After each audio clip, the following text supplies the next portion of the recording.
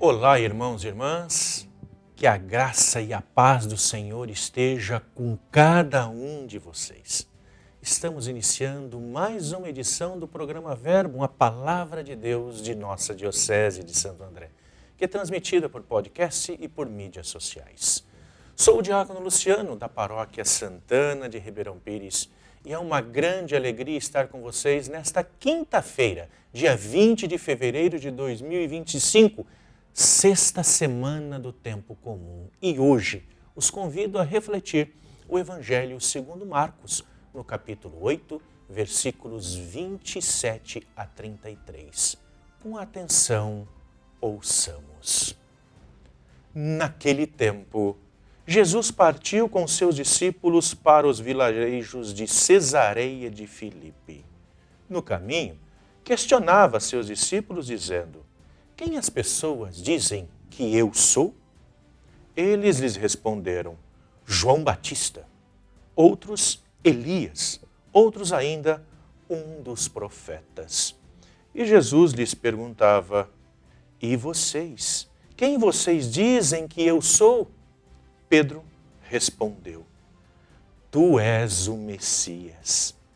Então Jesus os repreendeu para que não falasse com ninguém a respeito dele e começou a ensinar-lhes: o Filho do Homem deve sofrer muito, ser rejeitado pelos anciãos, pelos chefes dos sacerdotes e pelos doutores da lei. Deve ser morto e depois de 3 dias ressuscitar. Dizia isso abertamente.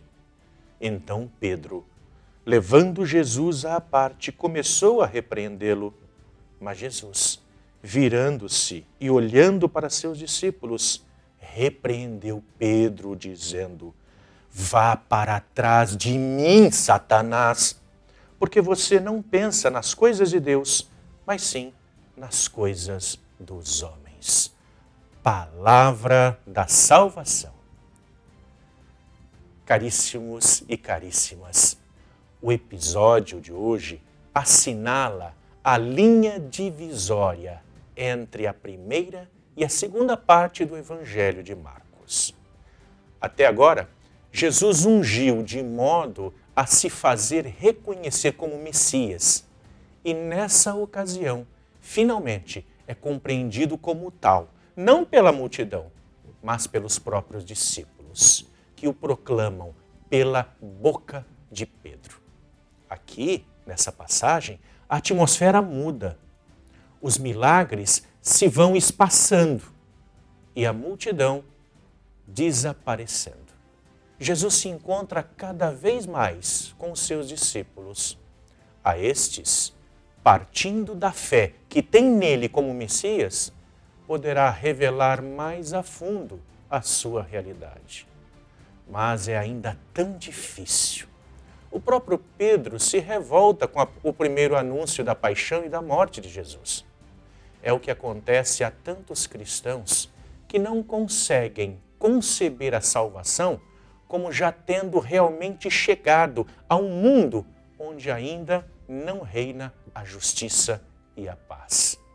No entanto, a fé só começa de verdade onde se reconhece não só o Cristo libertador, o milagreiro, mas também o Cristo crucificado. Cabe-nos refazer a pergunta de Jesus para cada um de nós mesmos. Quem dizemos ser Jesus? Que a nossa resposta nos ajude a compreender a parte que nos cabe na implementação de seu reino, que já começou, mas ainda não para aqueles que respostas confusas encontram para tal pergunta. Que Deus abençoe a todos nós, em nome do Pai, do Filho e do Espírito Santo. Amém.